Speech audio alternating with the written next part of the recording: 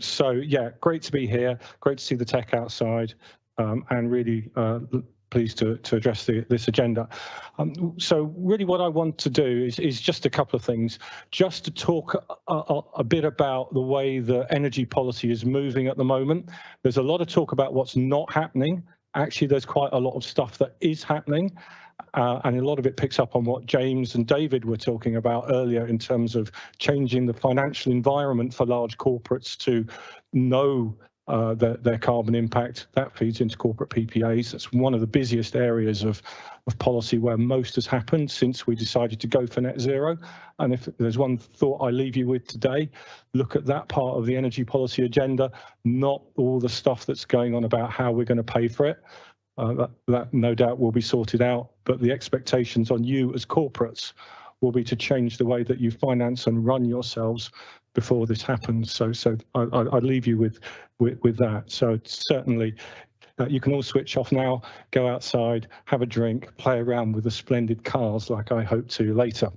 So I'll talk about our commitments, what some of the next steps will be, and then a very little bit about what the future will look like. Like Baringa, we're also energy geeks. We happen to be energy geeks from Norfolk, hence the name. So, and we have been reporting and advising, surname of our founder, reporting and advising on energy markets since 2005. And Bertie and myself are both involved in the forums that we do for people in the industry. One of those is our Net Zero Business Forum, where we talk about the policy framework and the challenges of net zero for corporates on a bi-monthly basis. So have a look on our website and you'll see a little bit more about where this is coming from. So of course, we all know about the net zero carbon emissions at 2050 commitment. We also know that some of our slides have builds, and we should pay more attention when they come up on the screen. That was put in place before the December 19 election. We then had a flurry of energy policy initiatives before Christmas of last year, culminating in a white paper. But the white paper really following through a number of new commitments that were made in the initiatives outlined there, like the 10-point plan, that were also followed through in terms of the National Infrastructure Strategy. And I'll also pick out the Committee on Climate Change's recommendations for a sixth carbon budget, because that sets a very important interim step at 2035 in terms of emissions reductions for the economy on the way to net zero, and really is where the first targets begin to bite in heat and transport. A big focus today has been about power, rightly so, but in terms of what's going to happen next, particularly heat is going to be very, very important for large corporate users, both for your space heating and if you're changing the state of matter, you're using heat for process. We'll be moving away somehow from a national gas market and replacing it with a wide variety of local solutions, who knows quite what. And one of the challenges, big challenges for corporates will be understanding exactly what that means for them in the way that they use their heat. So all the understanding of scope 1 emissions in particular will be very, very important there. There's the white paper came out as we said, just before Christmas, promised a series of initiatives through this year and following, which we're beginning to see some progress on, as I'll outline in a little bit. But really a very, very big change in UK energy policy. And if it's followed through on, probably the biggest change that we've had, certainly since the liberalisation white papers of the 1980s and 90s, and probably much, much bigger than that, really, if you look at what we're trying to achieve. As I said, this is the one thought I wanted to leave you with, really, which is the green finance strategy, and what it is doing about greening the way that we finance our companies, rather than financing the way that we invest in green. There's a whole bunch of standards, expectations for investors, big pension funds, large corporates who have those kind of shareholders, that are coming through that are really going to be quite profound and be very strong drivers to the kind of things that we have been talking about today. So certainly an agenda to very much keep across. Just a little bit on some of the next steps.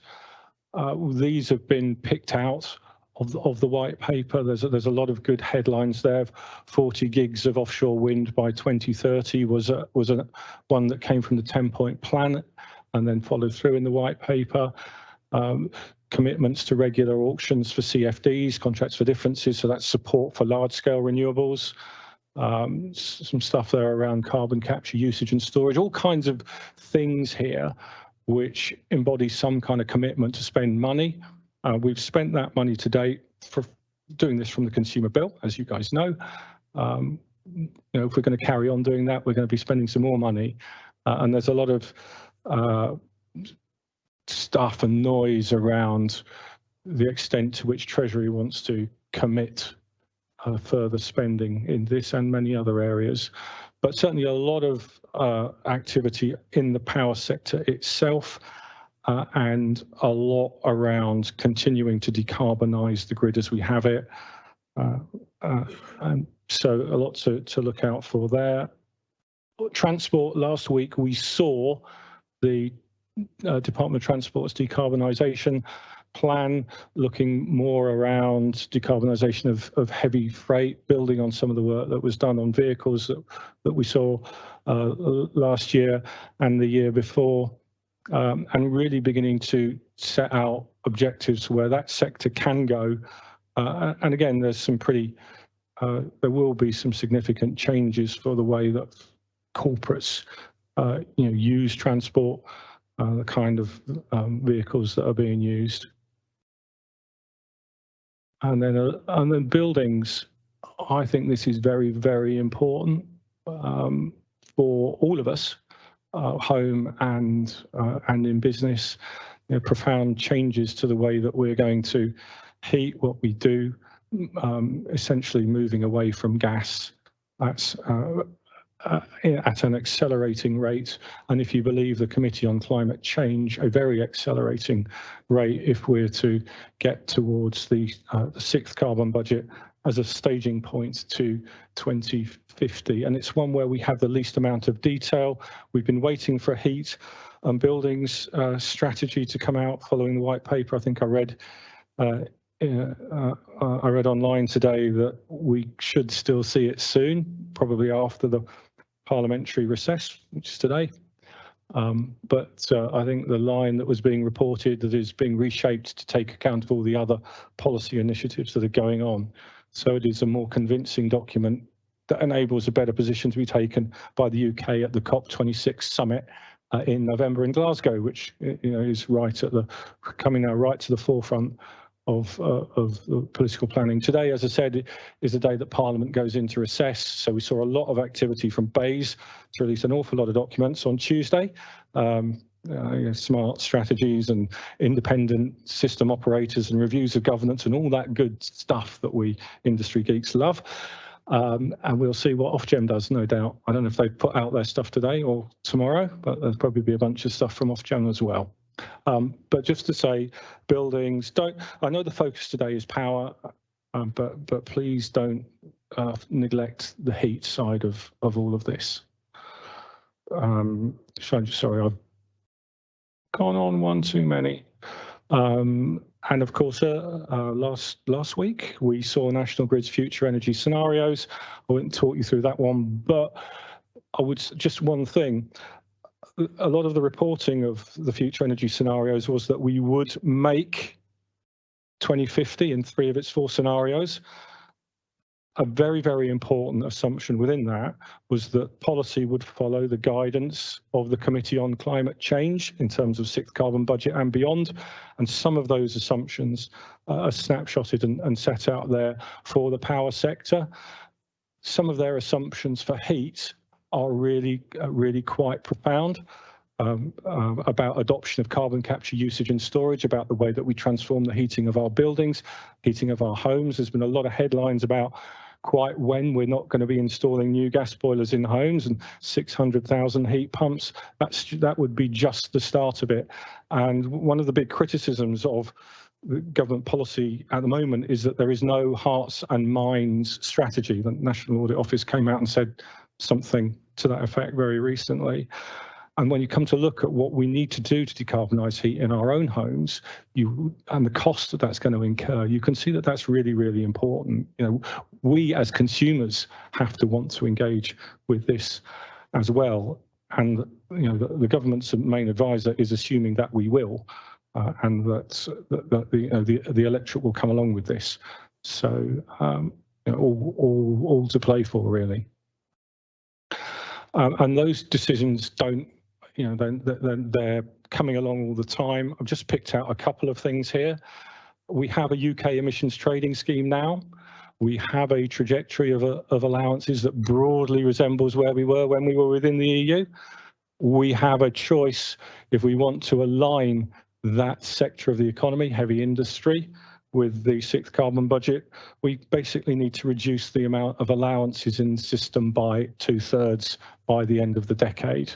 Now, that's a pretty brave politician that's going to make that decision, but it's a decision that you know, if the advice is to be followed, does need to be made, and it does open up all kinds of discussions about carbon leakage, carbon border taxes, and how you know, we maintain an industrial presence without and decarbonising. So and those questions go right to the heart of politics. You'll have seen that the EU is putting forward its own proposals for a carbon border tax as well. Again, you would expect this to get quite political, quite big P political, quite quickly. I've just put this one in for reference. Really, it's taken from the Task Force on Climate Disclosure. It's just a snapshot. You went into it in much more detail, James, in terms of the definitions of the different types of emissions. So I won't labour it, just to say it's incredibly important for large corporates, and the reporting starts effective for any financial year that starts after the current one. So really, really important. And then just to conclude, just a little view from our analysts of the kind of changes that you might see as we go towards net zero. We've got two views of the world here. This is the old view of the world, an 80% emissions reduction for a power market in 2050. And you can see, maybe you can't, but the total scale goes up to about 400 terawatt hours of generation a year. That's a number that's relatable from the current levels, which is in the low 300s, and there's various things in there. You know, we have a little bit more new nuclear, but not enough to replace what we've got. We do a lot with offshore wind. Batteries and flexibility become you know, a lot more mainstream, a lot more commercial. We still need a little bit of gas right at the margins in open cycle gas turbines. As a view really that was current until 2019, and we went to net zero. And then just if you just looked bluntly at can you look bluntly at the scale again, you see that the volume of generation goes up by 50%. So that taking out that extra 20% of carbon emissions embodies a huge shift further in electrification of our economy, and the adoption, as you look further away from me, of some pretty new and unproven technologies, carbon capture, usage and storage, bioenergy with carbon capture and storage, which is presented as net carbon negative, and a much bigger role for nuclear. So there are implicit in our modelling to look at the shift from an 80% target to a net zero target is a very, very radical shift in our economy further into electrification. So just thought I'd leave you with that. concluding point, really. But thanks very much for your attention. It's been great to chat through, and hopefully I've made a few points.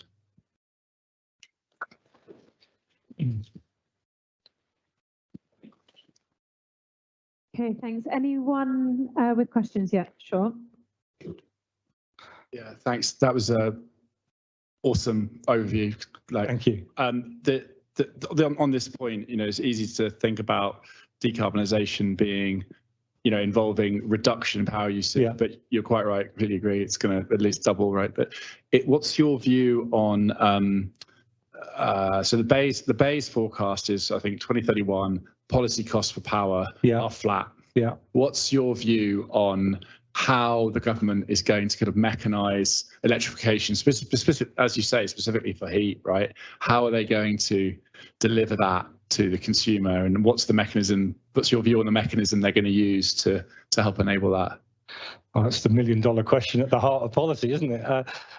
Is the extent to which this will be continue to be funded through the consumer? That's the key question. Everything is shaping up like it can't be, it won't be, because of those concerns about household equity vote amongst voters, and also those concerns about carbon leakage, that something will need to be done out with the bill mechanism if we're going to do that.